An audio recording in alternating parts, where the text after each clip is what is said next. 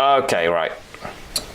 One thing to consider, mine's ready to fold up now, but when you're doing this, it's very likely, just from the nature of the way you hold your tool, you have pushed down more that way. So looking at the end, it might look like it's gone down enough, but just here, a few mil down, you've probably filed it slightly tilted. It's a normal thing to happen, so bear that in mind and keep filing, putting weight on the back of the piece as well. Okay, right, next step.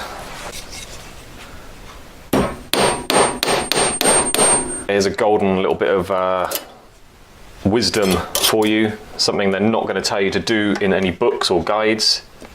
You put it on your charcoal block, you flux it down the middle, and then you anneal it again.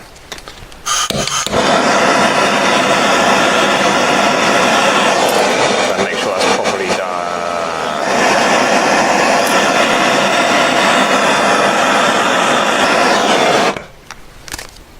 Right, while that's cooling down, the reason why I did that at this stage is because next we're going to be folding it up, ready for soldering down the middle. Where we've been bending it with pliers and I just hammered it, the metal is work hardened, so it's quite brittle. If I try and fold it up without annealing it, there's a chance, not definitely going to happen, but there's a chance it's going to crack or even worse, split down the center, and that's a problem.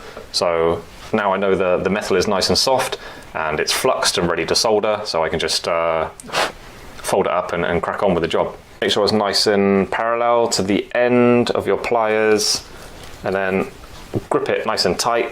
And literally just, I push it on the block, push it down and fold it up. Have a look, make sure that's not starting to split down the back. Fold that right up. Boom.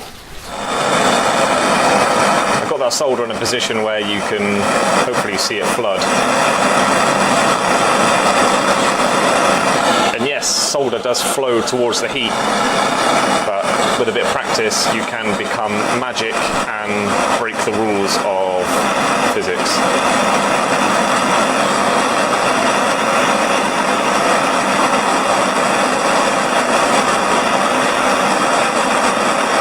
There you go, look at that. Soldered it from that side and got it to flood across the other way. I'll teach you that in the year 2025.